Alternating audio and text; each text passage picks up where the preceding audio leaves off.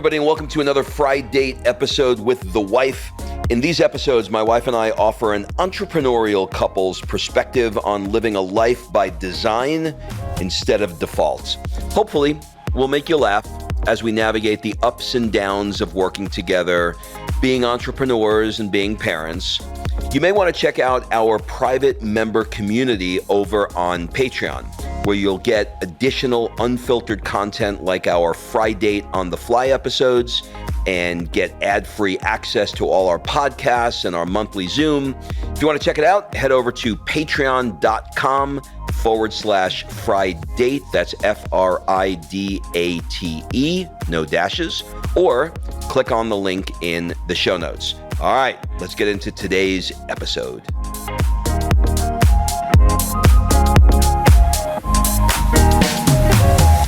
Kimberly, Manifesto Murgatroyd, how are you today? What's up? Well, I'm not sure how your day is going, but my day is going good. You know why? Why? Because for the first time ever, we have another human that is older than 8 years old that will be making an appearance on our podcast. Isn't that something? And do you know who it is? Well, she's sitting next to me. Oh, she's next to you. Okay, well, that's interesting. Can you introduce her? Can you tell me who she is? Because she looks familiar to me. So if you follow our social media, you probably have seen that we have an older daughter, or as they call her in Italy, grande. Demi Murgatroyd is here in the house. Sophia, it was the sweetest thing. Sophia, this summer, asked me, she said, Mommy, for my birthday, I asked her, what do you want for your birthday? And she said, I really just want my sister to come to my birthday party. And so I shot Demi a message and she's here. Look at that. Magic of a little bit of money and a flight. Well, listen, we're going to get into all of that. And the reason why we wanted to have Demi on the show is because a lot of people give us great compliments about our life, about things that Sophia does. And many of these things didn't happen by accident. They happened with a lot of intention. So there's sort of two things I'd like to do with this. One is I'm going to have Kim give a bit of background on how Demi entered our life, her life. I mean, I know how she entered mine. I was going to say, but our life, right. and the answer to that question the answer to that statement or the comment on that statement will make sense in a second. This is like a cliffhanger. And then I want to talk about some things that are reproducible in terms of strategy. So, kids, look, you have a kid, they come out the way they come out, but there's also nature and nurture, right? So today we're going to talk. Well, you're missing one. Nature, nurture, and? Neighborhood. Those are the three. I added that one because neighborhood really makes a difference. So I wanted to, basically hear it from the horse's mouth directly about, I don't know, maybe what it was like being raised by us two schmucks, and see if she has any thoughts and maybe some helpful tips for people. So why don't we start it off this way? Kim, give people a bit of backgrounds on some things that we talked about offline about what may be appropriate for this context. Right. So I started dating this man, Robert Victor Anthony Murgatroyd, and he had been married before. And he had a little girl who was 5 years old. And right off the bat, I mean, I met Demi pretty much out of the gate of us dating because she was a big part of your life. And right off the bat, I love this little thing. Well, she's not little anymore. She's now grande. But I love this little thing right off the bat. And, the other one's coming in. Hello. We're surrounded. So she was at the time living with her mom, and Rob was in his bachelor pad in the city, and she was living outside of the city. And I'm not going to go into the history because it's not appropriate for this conversation. But let's just say that Demi wasn't exactly handed a really easy, wonderful set of cards initially when her dad and her mom divorced. And it was really tough on her. And there was a lot of situations that weren't great. And she moved in with us when she was about 6 years old, full time. And Rob and I weren't even married yet, which is really interesting. I was 25 years old. And Demi right now sitting here is almost 25 years old. She's 24. So that's really interesting perspective for her, I'm sure. But she moved in with us full time when she was about 6. And we've had her ever since. And that's how she came to be. But she wasn't, the reason I'm saying that she wasn't handed, this simple set of cards is a lot of our listeners don't know. Maybe you've only caught the last few episodes or you just haven't heard the beginning, but maybe, let's see, 2018 is when we sold our clinic. So when Demi was growing up, her dad was a chiropractor working 6 days a week, 12-hour days, and it was a very different life. We didn't have this business that we have now. We were trying to figure out how to get out of the brick and mortar business. And so Demi's life growing up is very different than Sophia's life now, obviously. And I want to talk about how that upbringing was different, 1. 2, how that parlayed into her current massive success at 24 years old. She's way more successful at 24 than I was. And kind of how that came to be, because I think a lot of people think, if you give your kid the world, they'll just figure it out and become successful. Demi wasn't given the world in some ways she was. And, but now she's sitting here, a massive success in her industry. And we kind of want to unpack that. And so we're going to talk about neighborhood. We're going to talk about personal development. And we're probably going to talk about things that Rob and I effed up and hopefully some things we got right. And that's about it. So I think the way we're going to begin this is we're going to start with a couple of softball questions. From a business perspective, what stands out most for you about what you saw Kim and I doing when we were running our businesses? So, we chatted about this the other day, right? So you can't help but having what you see around you imprint on you, right? If you see, Kim and I running around like a chicken without a head, you start running around like a chicken without a head as you get older. But the question is, what stands out for you now that you're, how old are you, 24? Okay. What stands out for you now at 24 years old from a business perspective about how you saw us running our businesses at that time in your life? In other words, is anything like you go like, oh my God, I'm doing what they did, or I'm not doing what they did? I'm not sure. I think that's a really good question. I think that there's 2 different aspects of me watching you and Kim. Mm-hmm. So growing up, it was you and Kim were very stressed a lot with the chiropractic business. Kim was working 6 days a week at the front desk. You were working 6 days a week adjusting and chiropractor, yeah. Yeah, chiropractor. I saw you guys primarily most of the time was at dinner, breakfast with Kim. She would drive me to school after work, but it wasn't like how it is now. When I come to see you guys, we're hanging out every day. I think I see myself focusing a lot on work the same way that you guys did, but I place a really big emphasis on travel, seeing my friends, family. The way that you guys have kind of framed it now, I think I make a big emphasis on that as well. Well, we're going to get into that in a second. But, by the way, if you ever really want to get to know somebody, I think everybody should have a podcast, because it forces you to be in a setting, even especially with friends and family, to ask questions that, you just don't go out to dinner and go like, tell me about the time, so it's great to hear this. And so, this podcast will weave through lots of different subjects, but one of them is we were very stressed. I mean, it was hard. We were doing things that, I would say probably fell into 2 categories, 3 big ones.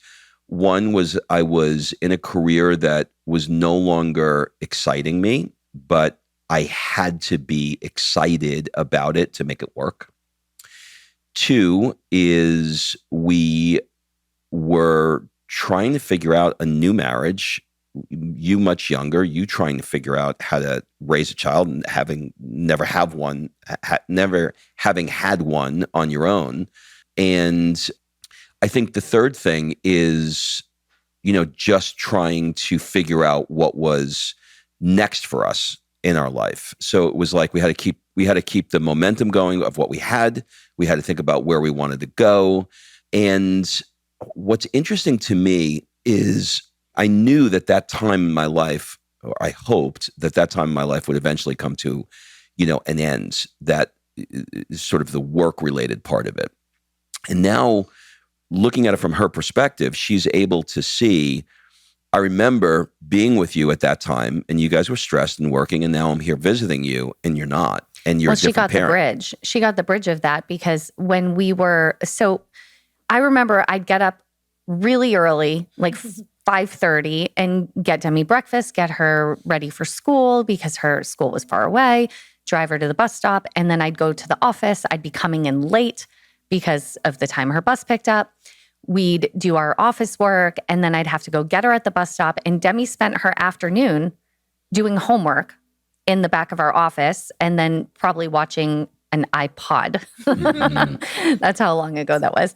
Sitting in the back of the office until 6:30 when we closed the clinic. And then we would drive the 45 minutes home, get a quick dinner, and put her to bed and wake up and do it again. And it was that for a really long time. And so, but there was that rat race. So the stress of that, the financial stress, the overwhelm of everything. Like you said, we are trying to navigate a new relationship, a blended family, like all of the things on top of the normal day to day. But then, you fast forward. So she came in around 6 full time. And then you fast forward 10 years and you have Sophia shows up, and we started a different life. We started going into multiple streams of income. We started to exit out of the clinic and into, imagine this, when Sophia showed up, we had a brand new baby and a 16-year-old eyeing college. Okay. That was the situation. You want to talk stress? That was the situation. And so we started doing things differently. We were like, this is not working. We can't do this again. And so what Demi saw on the tail end of her high school into college was us creating that time freedom and that financial stability. And I think the bridge of her life is that. So you got the best of both. You got a work ethic and you got travel. Well, that was going to be my question. That was going to be my question for her. In what ways do you think, either positively or negatively, from a business perspective, we'll keep personal out of this because it's too crazy. There's too many rabbit holes you can go in. I want to give people a perspective because we have a lot of people listening who are raising children from, we have people who have brand new babies and we have people who have, kids that are, getting ready to go to college, et cetera. So I think that, I would have loved to listen to a podcast like this with somebody who has raised a child and is now 24 to talk about, what were the things that worked and what were the things that didn't work. So from a positive and negative standpoint, and you can choose one or both, in what ways do you think that environment, that's sort of that at that time that was really stressful that we're discussing, in what ways do you think that environment has given you the success that you have currently? And in what ways do you think, I don't want to do those things in my career? It was too stressful. Yeah. Positively, I would say, the whole thing is positive. We always say everything happens for a reason. Mm-hmm. But positively, I would say I really did learn work ethic, and I learned that you got to work for your shit. I don't know if I can. Mm-hmm. You can curse, okay. Yeah. It's not going to come easy. Nothing in life is going to come easy. And I've seen both sides. I'm only 24, but I've had times where I've had nothing, and I've had times where I am really successful now. And I saw you guys work your ass off. And sometimes you would work your ass off and it still, maybe the family was struggling or I didn't see you guys much, but it always did pay off twofold in the end. We always took great trips. You guys always made sure I was taken care of. It was never a situation where I felt like I was neglected by any means. But the hard work, I think that the way that I have my work ethic now is seeing that whatever you guys put your mind to, you damn did it. If my dad wanted to be a DJ at 50, he was in his closet downstairs DJing, and it was bizarre, but he did it. That was sweet. What I'd also like to know is, I remember coming in your room and being like, Demi, can you please do your freaking math homework? like when you got it here, this is interesting. Let's just say school was not your strong suit. Okay. School is not your strong suit. And so I looked at, this is interesting. I have seen you grow all the way to 24, and now I have starting over. We have a little one, right? So, and I'm watching my friends with kids enter the teenage years and enter these years, and they're trying to figure out if their kid will be successful, not successful based on their school life, okay? If I had to base the rest of your life on your high school, it wouldn't work out real well. But I remember we forced you to get a job. She wanted money like every teenager, and we went, okay, so there's this thing, it's called a job, and you should get one. But when she got the job, we saw that she had a really good work ethic. Hostessing, right, was your first job? Yeah. She went to work and she was on time and she had a good work ethic. And we were like, she might be okay. This might work out. And then, you went off to college. And then from college, you started going into personal development. And so the foundation, one thing we always said about Demi is it might not land in the moment, the lesson that she's learning or the thing where we're trying to teach her. Mm-hmm. But you always came around to it in the end. She was a slow cooker. She was a slow cooker. Mm-hmm. But I think a lot of teenagers are, because they don't want to learn from their parents, but we would teach her something and the seed was placed. So I want to take this, if it's okay with you, into the personal development, because you and I were doing a lot of personal development at the time. And with Demi, especially into the teenage years, when she got in trouble, as all teenagers do, we didn't just ground her and take away her phone. We did. And she somehow found another phone somewhere. She had like a burner phone, all of those things. But we did. She was like Jason Bourne. She opened her closet and the thing spun around. There was like M16s behind the thing. Right. And she was like, go, got the burner phone. It was going to be fine. She was not going to be without coming text down messaging. From the ceiling on a rope. Right, for real. Out the window, 20 floors in the sky. Are you reliving this? But my question is, I remember doing first of all, I got really creative with punishments. I'd like take her makeup away. Oh, look, she's glaring. If this was a video podcast, I'd take her makeup away. That one hurt. But my question is, we did some in personal growth since you were little. I remember reading Incredible You and those books when you were little. Wayne Dyer, yeah. Wayne Dyer, when you were little. And like I said, those seeds were being planted even when you were little and maybe not grasping it, but the seeds were planted. And then when you were in middle school, high school, I remember we made her read Success Principles. And she remembers Jack Canfield. So tell us about that. So you did something wrong and your punishment was to read the book, and she had to basically do a book report into every chapter of the book. But by the way, before you answer, it could be argued that we linked up personal development to pain. Well, but somehow it took. Well, no, but I mean, look, you can ground your kid. It's kind of like people argue that jail is not rehabilitation. We were trying to rehabilitate her, okay? Right. So if she was going to be stuck in her room, the way to get out was to read this damn book. Right. And we had Tony Robbins hiding under a bed, Jack Canfield in the bathroom. True story. I remember she was 5 years old walking through the park, and grumpy, didn't want to do it, whatever, tantrum, du jour. And your dad would walk you through Tony Robbins' Change Your State. So those things have been happening in your life since you were very little. Now I am the voice. Right. I will lead, not follow. Oh, I will create, not destroy. I I'm am a force for good. Step up. see, Wow. see, That was And- 5 years old. She Yes. still has But it. you made me scream it every day. Every single day. I'd wake up if I was in a bad mood. He's like, all right, get up. We're doing did. Tony Robbins. She did. back to personal Sorry. development. You guys are No, like, it's you great. look like the Shirelles with that Here microphone we there. are. We're sharing a mic, so Keep it's hard. smiling. Right. So with that personal development, the seeds were planted very early on. You had to do Jack Canfield, and that wasn't the only book. We did a lot of different things like that. And then you got into some struggles in college, and we put her into Landmark Forum, and she did Lewis Howe's Summit of Greatness and all of that kind of stuff. So how has that impacted your life, your work ethic, your business, all of it? And what are you doing now for personal development?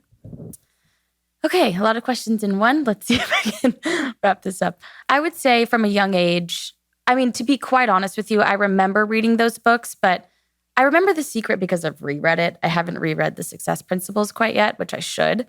But The Secret, I think just positive thoughts, putting that out into the world, getting that right back.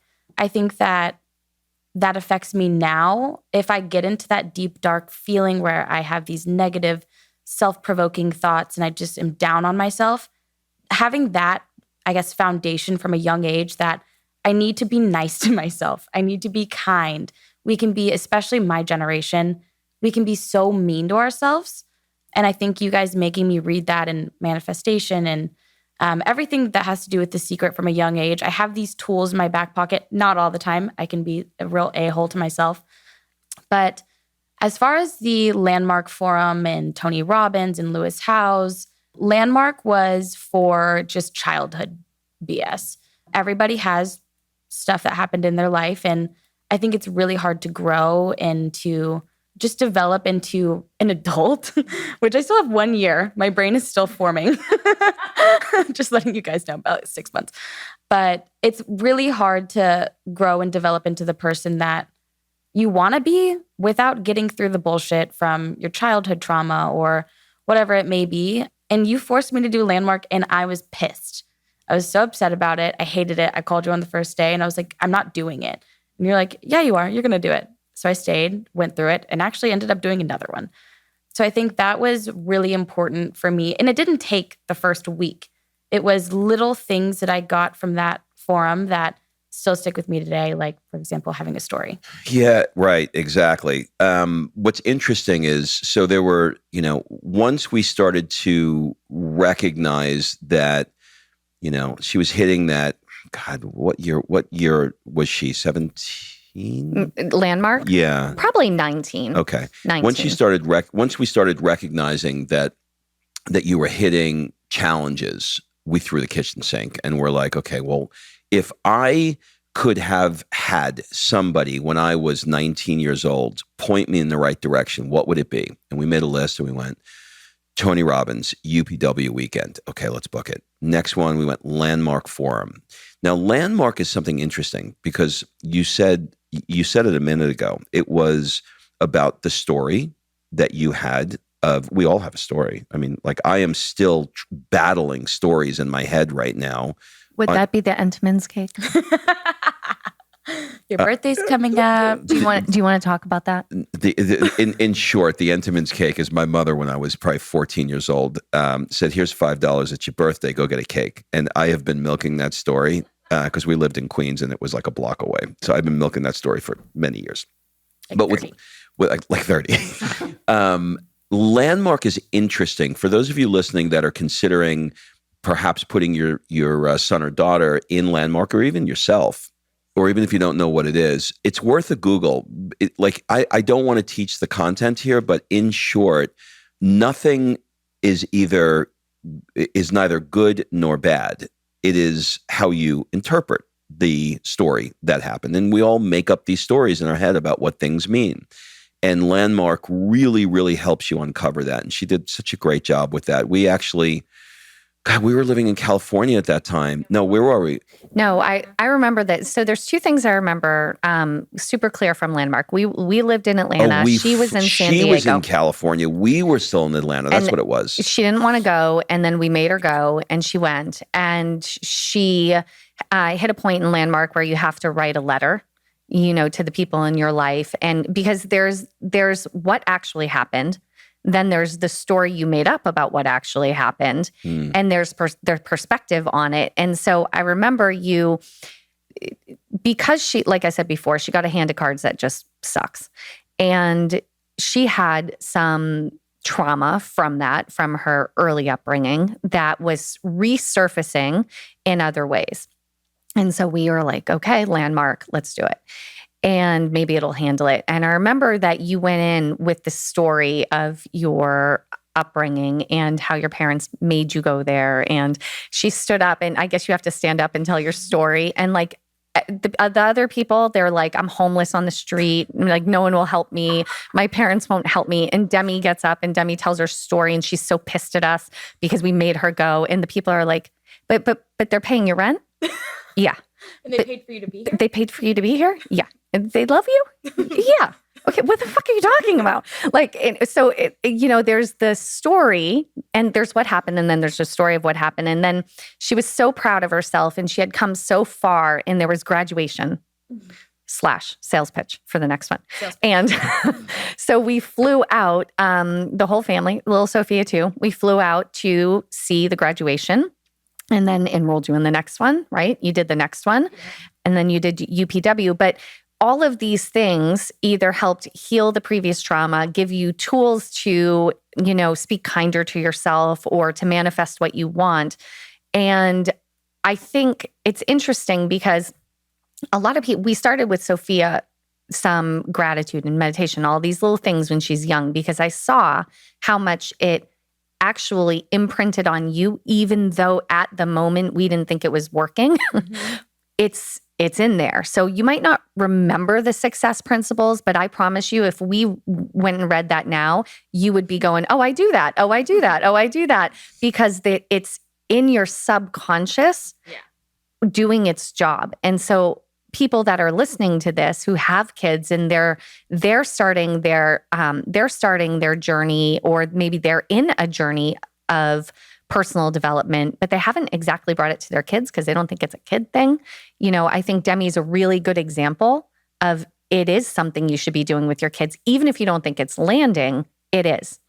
Yeah, and what I hope that you get from today's episode is the stuff that you're doing. If you're in the trenches with your children. And, they say when you build a home that you need to build two, if you do it from scratch, because the first house teaches you how to build the second house, all the mistakes that you make. So in some ways, having a now 8-year-old, her birthday, Sophia's birthday was yesterday. In some ways, having an 8-year-old and having the perspective of having a 24-year-old, I feel like I'm looking into the future. Like I know, so the things that I know are important, I can spend time on those things, like being with her and figuring out a career that allows me to be with her, holding strong on things that I know are important and she's going to get over. Do you know what I mean? Like if Demi would cry, it'd freak me out. It'd be like, oh my God, but now I'm like, get over it. Because I know that there's going to come a day where Sophia is going to be 24 years old and we're going to be interviewing her. Yeah. Here's what's funny. So Demi looks, and I'm sure sees Sophia, and like she lives in Italy and blah, blah, blah. But all the things that you cried one thing and got your way because he didn't know what he was doing. And he was like, oh my God, she's upset. Let's give her anything. All of that, literally Sophia gets, stop it. That's what she gets. She gets, you're going to be fine. Move on with it. And so there's that perspective too. Before you wrap, because I know you got the wrap face on, I want to hear from Demi's perspective how her childhood, personal development, all of it has impacted where you are today. So I want you to think of 3 things that stand out to you from watching us, from the personal development you've done, and think of it in a way of people who have kids young kids or teenage kids, whatever, and put their mind at ease. Like, you're not going to screw them up with this, but here's what you should be doing, if that makes sense. I can even help you and reframe that question just a little bit. If you were to give 3 pieces of advice to people that are listening now on raising a kid, let's say that there's somebody that's in the trenches right now. They're struggling. It's hard, they're fucking teenagers or whatever. But the biggest thing is we think we're going to F them up. Yeah, we think we're going to screw them up. What advice, either positively or negatively, that happened to you while we were raising you that you look back on now and say, I'm glad they did it? Or, either positively or negatively. You get the idea. Okay. I think that the first thing that comes to mind is how not bad I was at school, but how much I dreaded school. And I felt like, wow, I have to do well to appease my parents because everybody's really concerned about my future, which I mean, even at the time too, I was like, dang, I'm not too good at this. I'm really bad at math. But I think talking to a kid or a teenager or whatever, really figuring out what are they passionate about at a young age. So what I was passionate about was beauty. I loved makeup. I loved clothes. I loved skincare. And I think it seemed very superficial to a lot of people in our family, a lot of people, everyone. And it could have just been my age, but I'm 24 now and I still love it. And I actually made a career working in it. And I'm helping people with, their e-commerce business. But go ahead, plug what you do. Well, I work with fashion brands and like all types of beauty and cosmetics and that whole world and help them build mobile apps. So I'm mixing tech, what I've always loved. I've always loved my phone. 24-year-old, of course I love my phone.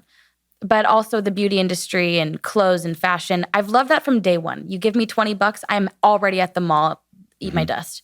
And I think that, and you guys did, you noticed that and you're like, maybe you should be a buyer, maybe you should do this. But I really did make a career working in that. And I would love to continue doing that. But finding a passion at a young age, like Sophia in art, I think it makes you feel more fulfilled. It makes you feel like, wow, I'm not such a failure because I'm bad at school. And maybe I even could have gotten into it sooner. That's one thing. Another thing, I don't know, what's another? This is a really hard question. Well, it's tough. I'll give you a second to think.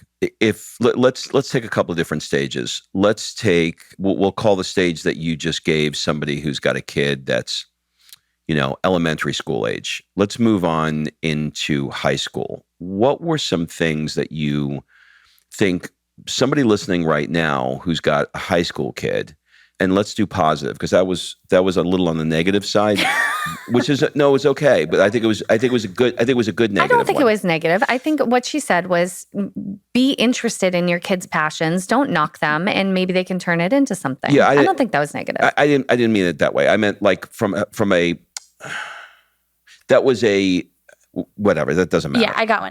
Okay, go ahead.